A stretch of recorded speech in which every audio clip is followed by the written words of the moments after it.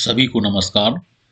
आज के इस वीडियो में हम आप सभी के लिए लाए हैं एमपी बोर्ड वार्षिक परीक्षा 2026 कक्षा 12 राजनीति शास्त्र विषय के महत्वपूर्ण प्रश्न मीन्स पॉलिटिकल साइंस विषय के महत्वपूर्ण प्रश्नों को हम लेकर आए हैं कि जो आगामी 2026 की परीक्षा में पॉलिटिकल साइंस विषय में कक्षा 12 में कौन कौन से इम्पोर्टेंट प्रश्न हैं जो पूछे जा सकते हैं। जैसा कि आपको ज्ञात है कि हम वीडियो को काफ़ी डिटेल में और डेप्थ में गहराई में बनाते हैं, लिहाजा पूरे वीडियो को आप प्रारंभ से लेकर अंत तक देखें तो आप समझ पाएंगे कि ये वीडियो किस पर्पज से, किस उद्देश्य से हैं और आपको कहाँ तक मददगार हैं। तो इस वीडियो में हमने वर्ष 2022, 23, 24, 25 में बोर्ड परीक्षा में जो प्रश्न पूछे गए उनको हमने अध्यायवार कर दिया। मीन्स पॉलिटिकल साइंस में जितने भी चैप्टर हैं उन चैप्टरों में किस चैप्टर से 2022 में, 23 में, 24 में, 25 में कितने प्रश्न पूछे गए। लिहाजा चैप्टर वाइज प्रश्नों की स्टडी से आप पूरे सिलेबस को अच्छे से कवर कर पाएंगे और इन चैप्टरों के प्रश्नों से मीन्स 2022, 23, 24 मीन्स 4 साल, पिछले 4 साल जो प्रश्न पूछे गए हैं वो कौन कौन से प्रश्न जो पूछे गए उनको हमने अध्यायवार करा है और आगामी बोर्ड परीक्षा 2026 में किसी अध्याय विशेष से कौन से प्रश्न पूछे जाएंगे। तो ये सब कुछ जानकारी इस वीडियो में आपको मिलने वाली है। तो चलिए आगे बढ़ते हैं और देखते हैं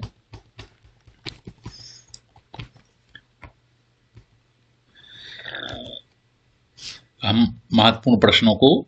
सॉरी, थोड़ा सा आपको डिस्टर्ब हुआ। तो आप जैसा कि जानते हैं कि एमपी बोर्ड वार्षिक परीक्षा जो 2026 है उसमें पॉलिटिकल साइंस विषय है। उसमें एमपी बोर्ड में एनसीईआरटी की 2 बुक्स चलती हैं, 2 पुस्तकें चलती हैं। एक समकालीन विश्व राजनीति। तो इस समकालीन विश्व राजनीति में कुल 7 चैप्टर हैं, जिसमें पहला चैप्टर है 2 ध्रुवीयता का अंत, अध्याय 2 सत्ता के समकालीन केंद्र, अध्याय 3 समकालीन दक्षिण एशिया, अध्याय 4 अंतर्राष्ट्रीय संगठन, अध्याय 5 समकालीन विश्व में सुरक्षा, अध्याय 6 पर्यावरण और प्राकृतिक संसाधन और अध्याय 7 वैश्वीकरण। ये पहले हमने यहाँ ब्लूप्रिंट के नंबर लिखे हैं, जैसे 2 ध्रुवीयता का अंत, इसमें 7 अंक ब्लूप्रिंट के हिसाब से इसको अलॉटेड है। आगे हमने डिटेल में चर्चा की है थोड़ा सा, लिहाजा आगे आप पढ़ सकते हैं। तो चलिए, ये तो हुई पहली पुस्तक समकालीन विश्व राजनीति। इसमें ये चैप्टर है। हमने हमेशा आपको बताया है कि स्टूडेंट को अपने जो भी विषय उसने ले रखी है कक्षा 12वीं में, उनके जो चैप्टर्स हैं किसी विषय विशेष के, वो अच्छे से मौखिक याद होने चाहिए, क्योंकि पहला प्रश्न लगभग वो चैप्टर ही पहला प्रश्न हो जाता है। जैसे 2 ध्रुवीयता का अंत, तो स्वाभाविक एक प्रश्न ये बनता है 2 ध्रुवीयता है क्या। सत्ता के समकालीन केंद्र, तो क्या होते हैं सत्ता के समकालीन केंद्र। समकालीन दक्षिण एशिया, इसका क्या आशय है। अंतर्राष्ट्रीय संगठन, अंतर्राष्ट्रीय थोड़ा सा अंतर्राष्ट्रीय लग गया है तो इसको अवॉइड करेंगे। तो अंतर्राष्ट्रीय संगठन होते क्या है, कौन कौन से संगठन अंतर्राष्ट्रीय संगठन है। समकालीन विश्व में सुरक्षा, पर्यावरण किसे कहते हैं, प्राकृतिक संसाधन किसे कहते हैं, वैश्वीकरण क्या है। तो जो चैप्टर है उनको इसलिए जानना जरूरी है कि चैप्टर का नाम ही प्रश्न बन जाता सबसे पहले, तो 1 अंक या 2 अंक का बन ही जाएगा। तो इसलिए इनको हमेशा हर स्टूडेंट को अच्छे से पता हो कि भी हमारे विषय, हमारा जो विषय हमने ले रखा उसमें कितने चैप्टर्स हैं। तो ये तो पहली पुस्तक की बात हुई। बात करते हैं दूसरी पुस्तक की। तो दूसरी पुस्तक पॉलिटिकल साइंस में मध्य प्रदेश बोर्ड में चल रही है, स्वतंत्र भारत में राजनीति, और इसमें चैप्टर्स हैं। पहला है अध्याय राष्ट्र निर्माण की चुनौतियां, अध्याय 2 एक दल के प्रभुत्व का दौर, अध्याय 3 नियोजित विकास की राजनीति, अध्याय 4 भारत के विदेश संबंध, अध्याय 5 कांग्रेस प्रणाली चुनौतियां और पुनर्स्थापना, अध्याय 6 लोकतांत्रिक व्यवस्था का संगठन, अध्याय 7 क्षेत्रीय आकांक्षाएं और अध्याय 8 भारतीय राजनीति नए बदलाव। तो इस तरह से हमारी 2 पुस्तकें पॉलिटिकल साइंस में संचालित हैं, जिसमें पहली पुस्तक में हमारे 7 अध्याय हैं और दूसरी पुस्तक में 8 अध्याय हैं। तो कुल इस तरह से 8, 7, 15 अध्याय हैं और हमारा प्रश्न पत्र है वो 80 अंक का है। तो इस 80 अंक को 15 अध्याय की बात करें तो 15 छक्के 90, 6 साढ़े 5, 6 कुछ चैप्टर्स 4 अंक के हो सकते हैं, 5 के हो सकते हैं, 6 अंक के हो सकते हैं ब्लूप्रिंट के अकॉर्डिंग। तो ब्लूप्रिंट भी संक्षेप में देख लेते हैं क्या है। तो ये ब्लूप्रिंट है जो 2025-26 के लिए माध्यमिक शिक्षा मंडल ने जारी किया था, और इस ब्लूप्रिंट को जानना बहुत ज़्यादा जरूरी है, बहुत इंपॉर्टेंट है ब्लूप्रिंट को, इसको हमेशा गहराई से समझना चाहिए। तो ध्रुवीयता का अंत ये 7 अंक का है, सत्ता के समकालीन केंद्र 6 अंक का है, समकालीन दक्षिण एशिया 5 अंक अलॉटेड है, अंतर्राष्ट्रीय संगठन 7 अंक का है, समकालीन विश्व में सुरक्षा 5 अंक का है, पर्यावरण प्राकृतिक संसाधन 6 अंक का है, वैश्वीकरण 4 अंक का है। हमने एक वीडियो में आपको शेयर किया था कि बोर्ड परीक्षा में अच्छे अंक कैसे प्राप्त करें। उस वीडियो में हमने बताया है कि भी ब्लूप्रिंट की स्टडी क्यों बहुत जरूरी है। कोई बच्चा डिवीजन बनाना चाहता, अच्छा स्कोर करना चाहता, तो उसको ब्लूप्रिंट डेप्थ में पता हो, और वो पूरा डिटेल वीडियो है। आप हमारे इस चैनल पे चले जाओ, वहां से आपको वीडियो देखने को मिल जाएगा, 20-25 मिनट का है, जिसमें 10 पॉइंट में हमने समझाया कि आप बोर्ड परीक्षा में कैसे अच्छे अंक हासिल कर सकते हैं। तो आज के इस वीडियो में हम चर्चा कर रहे हैं कि 2022, 23, 24, 25 में पॉलिटिकल साइंस विषय में चैप्टर वाई किस चैप्टर से कितने प्रश्न पूछे हैं। तो इस वीडियो में हम चर्चा कर रहे हैं केवल पहले चैप्टर की, कि 2 ध्रुवीयता का जो अंत है, जो कि 7 अंक अलॉटेड है, इस 7 अंक के चैप्टर में 2022 में, 23 में, 24 में और 25 में कौन से प्रश्न आए और 26 में कौन से आ सकते हैं। लिहाजा इस वीडियो को पूरा ढंग से देखें। तो चलिए हम चलते हैं पहले चैप्टर की ओर। तो पहला चैप्टर है, इसमें अध्याय 1-2 ध्रुवीयता का अंत। हमने पूर्व में बताया कि ब्लूप्रिंट के अकॉर्डिंग ये 7 अंक का चैप्टर है। तो इसके भीतर जो टॉपिक हैं, ये टॉपिक भी इसलिए इंपॉर्टेंट है कि ये टॉपिक ही प्रश्न है, और इनमें से इतने प्रश्न कंफर्म है कि इतने प्रश्न टोटल बन रहे हैं। ठीक, 1, 2, 3, 4, 5, 6, 7, 8 और 9। अब 9 टॉपिक हैं, तो आप मान के चलो इसमें से कम 4 से 5 प्रश्न पर ईयर आ रहे हैं, जो कि आप आगे देखेंगे। तो अध्याय 1-2 ध्रुवीयता के अंत में जो भीतर कंटेंट है जो आपको स्टडी करना चाहिए, तो 2 ध्रुवीयता के अंत का परिचय, सोवियत प्रणाली क्या थी, गोर्बाचोव और सोवियत संघ का विघटन, सोवियत संघ का विघटन क्यों हुआ, विघटन की परिणतियां, साम्यवादी शासन के बाद के साख थेरेपी के परिणाम, संघर्ष और तनाव, पूर्व साम्यवादी देश और भारत। तो ये कंटेंट हुआ कौन से, पहले चैप्टर का। अब हम आगे डिस्कस करने जा रहे हैं कि इस पहले चैप्टर से 2022, 23, 24, 25 में कौन से प्रश्न आए।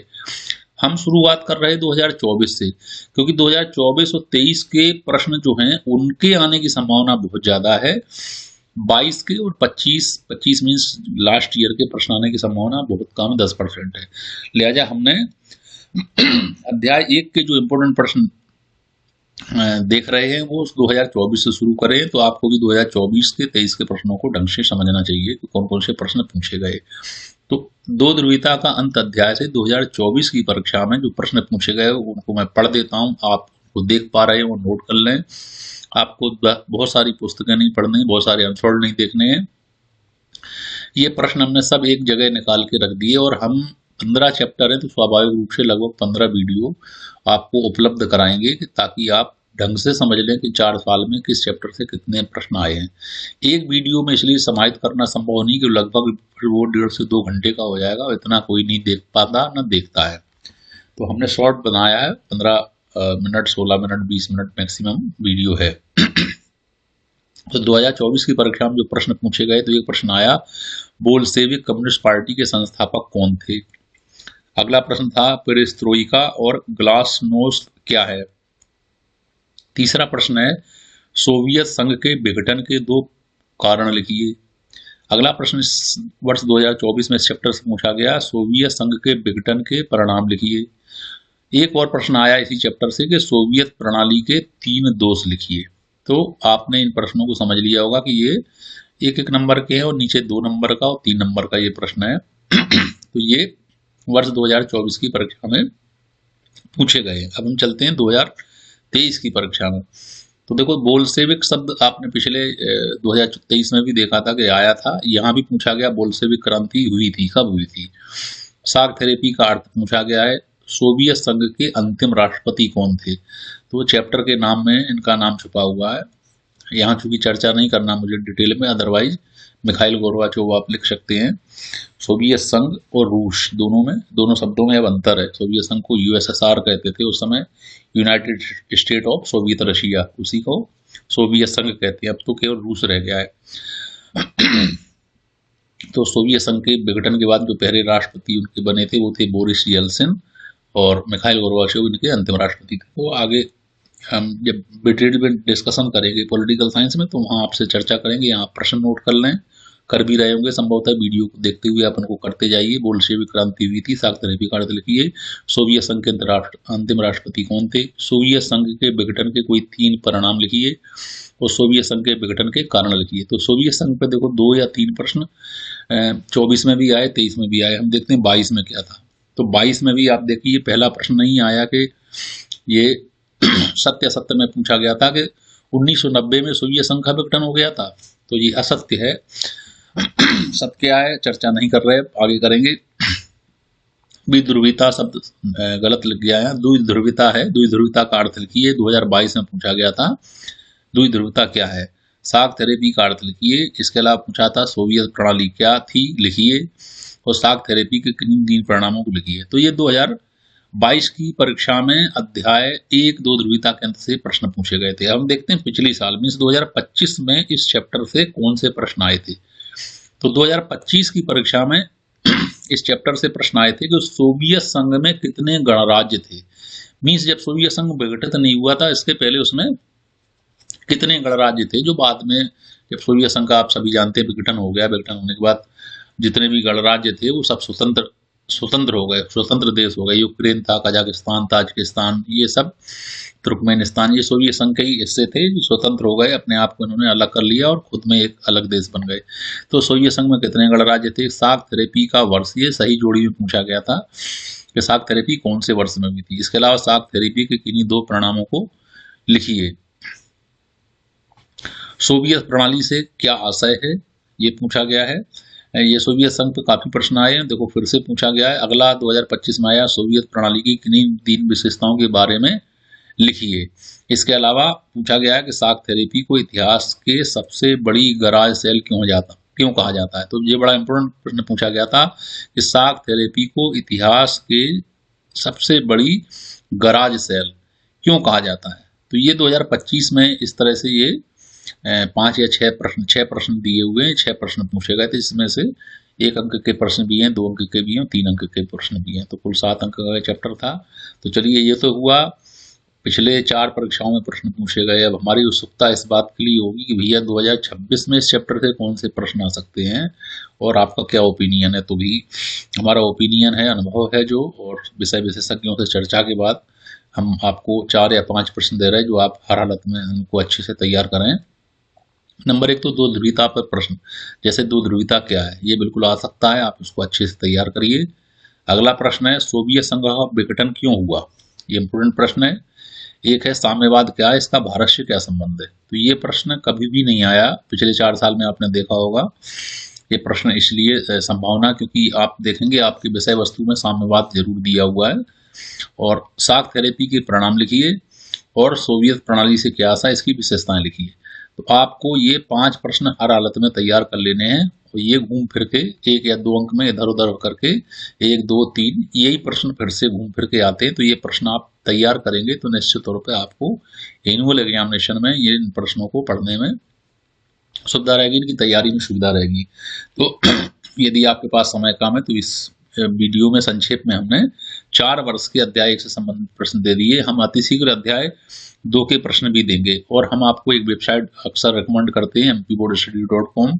और यदि आपने वोकेशनल एजुकेशन के कोई विषय ले रखे हैं जैसे बीपी वेलनेस है, IT है, इलेक्ट्रॉनिक एंड हार्डवेयर है, प्लम्बर है, तो आप vocationaleducation.in ये गूगल में सर्च करके या सीधा आप इसका पूरा डोमेन नेम है इसको डाल के इंटर करके यहाँ से आपको बहुत सारा स्टडी मटेरियल मिल जाएगा। तो mpboardstudy.com एक बड़ी इंपॉर्टेंट वेबसाइट है।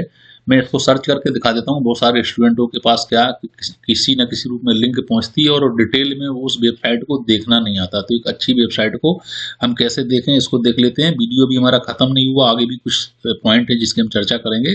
तो हम सबसे पहले जानते हैं कि mpboardstudy.com हम देखें तो कैसे देखें। तो गूगल में आप पूरा लिख सकते हैं या शॉर्ट में भी लिख सकते हैं। शॉर्ट में कैसे लिखेंगे तो चलिए हम जानने की कोशिश करते हैं। तो ये हमने हमारे में खोल के रखा था हमने, लेकिन हम आपको दिखाने के लिए यहाँ फिर से लिख रहे हैं MPBOARD board STUDY board study. इसको इंटर मारते हैं और सर्च करके देखते हैं क्या रिजल्ट हमें गूगल दे रहा है। तो ये आपने देखा है सबसे ऊपर जो वेबसाइट आ रही है MP बोर्ड स्टडी, हिंदी में भी लिखा हुआ है MP बोर्ड। इसको आप क्लिक करते हैं, मोबाइल में भी ऐसा लिख सकते हैं। तो इस तरह का पूरा इंटरफेस खुलता है। तो एक बढ़िया वेबसाइट आपको पूरी दिख रही होगी, देखिए जी। इस वेबसाइट में सामने तो लेटेस्ट पोस्ट डली है, जैसे प्री बोर्ड परीक्षा 2025, प्री बोर्ड कक्षा 10-12, प्रैक्टिस पेपर ब्लूप्रिंट, परीक्षा पे चर्चा, रजिस्ट्रेशन कैसे करें, वार्षिक परीक्षा 2026 कक्षा 12 physics, self study, objective type self test, ये फिजिक्स के लिए डला हुआ है। प्री बोर्ड एग्जामिनेशन अकाउंटेंसी का प्रैक्टिस पेपर है, प्री बोर्ड परीक्षा इकोनॉमिक्स का प्रैक्टिस पेपर, हिस्ट्री का प्रैक्टिस पेपर है, इसके अलावा ज्योग्राफी का प्रैक्टिस पेपर है, प्री बोर्ड हिंदी का प्रैक्टिस पेपर है, Hindi model practice paper 12th का। तो बहुत बढ़िया वेबसाइट है, इसलिए मैं इसको रिकमेंड करता हूँ। बहुत सारी चीज़ें इसमें दी हुई हैं। ये प्रैक्टिस पेपर पॉलिटिकल साइंस का भी यहाँ देखा था, हाँ ये डला हुआ है प्रैक्टिस पेपर पॉलिटिकल साइंस का, जिसकी हम चर्चा इस वीडियो में कर रहे हैं। तो ये हम आपको दिखा रहे हैं कि वेबसाइट को कैसे देखें। अब देखिए साइड में मोबाइल में कुछ अलग तरह से इंटरफेस खुलता है, लेकिन फिर भी लिखा हुआ एकेडमिक कैलेंडर देख सकते हैं, accountancy, biology, blueprint, bridge course, business study, economics, subject wise भी लिखा हुआ है, examination alert, geography, Hindi, question bank. अब हम किसी सब्जेक्ट को लिंक करते हैं, क्लिक करते हैं। तो चलिए हम पॉलिटिकल साइंस को ही करते हैं, राजनीति शास्त्र को, जिसका हम वीडियो देख रहे हैं। तो इसको हमने क्लिक किया, ये बंद कर देते हैं इसको। अब देखिए पॉलिटिकल साइंस को हमने क्लिक किया तो पॉलिटिकल साइंस में हमें प्री बोर्ड एग्जामिनेशन के लिए 10वीं 12वीं के प्रैक्टिस पेपर पूरे मिल गए। ये प्रैक्टिस पेपर, ये प्री बोर्ड का मॉडल पेपर पड़ा हुआ है। तो इसको क्लिक करके देखते हैं तो इस तरह से देखिए ये खुलता है। ये पूरा का पूरा ये प्रैक्टिस पेपर हमें प्री बोर्ड एग्जामिनेशन के लिए देखने को मिल गया। तो यदि आपको कहीं से कोई लिंक नहीं मिल रही है, कोई जानकारी नहीं मिल रही, तो एक वेबसाइट बढ़िया है जिसको आप बिल्कुल अच्छे से देखें, समय समय पे आपको अच्छी जानकारी मिलेगी। इसके अलावा आप क्लास वाइज भी देख सकते हैं। और सबसे बड़ी बात यह है कि हमेशा होम पेज को देखना चाहिए। तो होम पेज के लिए ये जो नाम लिखे रहते हैं किसी वेबसाइट के, कोई सी भी वेबसाइट हो, और भी वेबसाइटें हो सकती हैं आप जिनको देखते हो, तो इसको क्लिक कर दें। कभी भी लिंक के बाद आप होम पेज पर क्लिक कर दें तो जो मेन पेज है वो खुल के आ जाता है और हमें सारी जानकारी मिल जाती है। तो उम्मीद करता हूँ कि आप कोई वेबसाइट है उसको कैसे देखेंगे। और मोबाइल में देखने के लिए भी आप यहाँ साइड में जो 3 डॉट रहते हैं उसमें लिखा रहता है डेस्कटॉप व्यू। तो वहाँ डेस्कटॉप व्यू पे जाके जब देखेंगे तो पूरी फुल वेबसाइट दिखाई देती है। तो उम्मीद करता हूँ कि आपने ये जान लिया होगा किसी वेबसाइट को हम कैसे देखें। तो हम इसकी चर्चा कर रहे थे, vocationaleducation.in आप खुद करके देखना, हम बात नहीं करेंगे। अंत में निवेदन करूंगा कि आप हमारे इस चैनल को सब्सक्राइब जरूर करें, अधिक से अधिक स्टूडेंट तक पहुंचाएं। निश्चित तौर पर आपको बेहद उपयोगी मटेरियल फ्यूचर में प्राप्त होगा। और कक्षा 10वीं 9वीं और 11वीं के स्टूडेंट निराश ना हो, उनके लिए भी बहुत सारा मटेरियल अति शीघ्र इस वेबसाइट पे इस यूट्यूब चैनल के माध्यम से हम आपको देने की कोशिश करेंगे। और इस यूट्यूब चैनल का सुंदर सा नाम है क्लास 9 से 12। तो ये 9 से 12 है। तो ये लिखा हुआ संस्कृत स्लोगन ये NCERT वेबसाइट से लिया गया है। तो उम्मीद करता हूँ कि आपको वीडियो अच्छा लगा होगा और आपने पॉलिटिकल साइंस के अध्याय 1 के सारे प्रश्नों को अच्छे से नोट कर लिया होगा। अगले वीडियो में हम अध्याय 2 की चर्चा करेंगे पॉलिटिकल साइंस के लिए, और शीघ्र ही अन्य सब्जेक्ट के वीडियो भी आपको देखने और पढ़ने को मिलेंगे।